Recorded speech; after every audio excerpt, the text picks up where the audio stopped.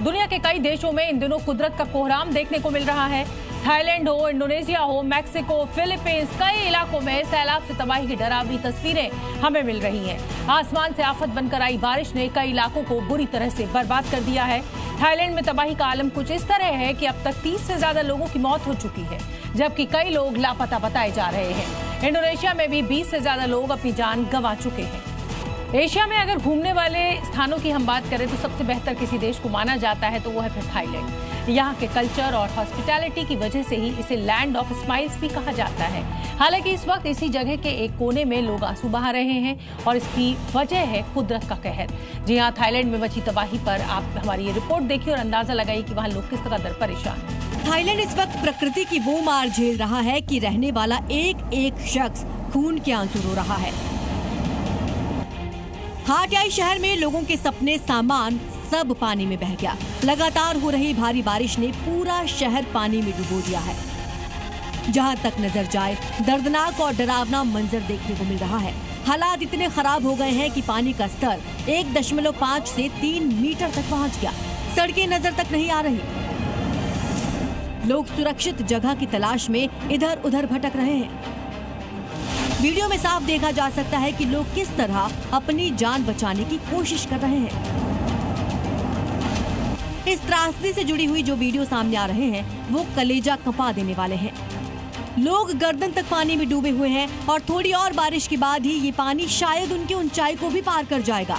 कई इलाकों में पानी इतना भर चुका है कि नाव भी मुश्किल से चल पा रही है। ट्रैफिक पूरी तरह ठप हो चुका है और कई जगह इतनी डूब चुकी हैं कि रेस्क्यू टीम भी वहां तक नहीं पहुंच पा रही। प्रशासन ने हालात बिगड़ते देख निवासियों और पर्यटकों को पूरी तरह से निकासी का आदेश जारी कर दिया।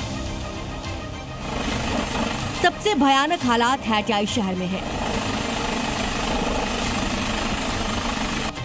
सोंगखला प्रांत के बड़े शहर हाटियाई में 300 साल में सबसे ज्यादा बारिश दर्ज की गई। अब तक 33 लोगों की मौत हो गई है। लाखों लोग बेघर हो गए हैं। बारिश रुकने के बाद भी पानी धीरे धीरे कम होने की उम्मीद तो है, लेकिन निचले इलाकों में खतरा अब भी बना हुआ है। इस तूफान का असर थाईलैंड के पड़ोसी देशों पर भी पड़ा है। ब्यूरो रिपोर्ट, जी मीडिया। अगली खबर का रुख करेंगे। इंडोनेशिया में आसमानी आफत मची हुई है। इस समय इंडोनेशिया के कई इलाके भयंकर बाढ़ और भूस्खलन से जूझ रहे हैं, जिसमें 25 से ज्यादा लोग अपनी जान गंवा चुके हैं। मानसूनी बारिश की वजह से नदियों के बांध तक टूट गए हैं। कुदरत का ये कहर देखिए, चारों तरफ आसमानी आफत मची हुई है। तबाही का ये सैलाब काल है। घर आशियाने डूबे हुए हैं। बाढ़ बारिश से हाहाकार दिखाती ये तबाही भरी तस्वीरें इंडोनेशिया की हैं, जहां कुदरत की विनाशलीला देखने को मिल रही है। देखिए कैसे सैलाब के आगे एक पुल सरेंडर कर देता है। पुल को जमींदोज कर सैलाब तबाही मचाते हुए आगे बढ़ रहा है। सोचिए ये सैलाब जहां से भी होकर गुजरेगा वहां तबाही के निशान छोड़ गया होगा। बाढ़ का कहर दिखाती इस तस्वीर को देखिए। पूरा इलाका जलमग्न नजर आ रहा है।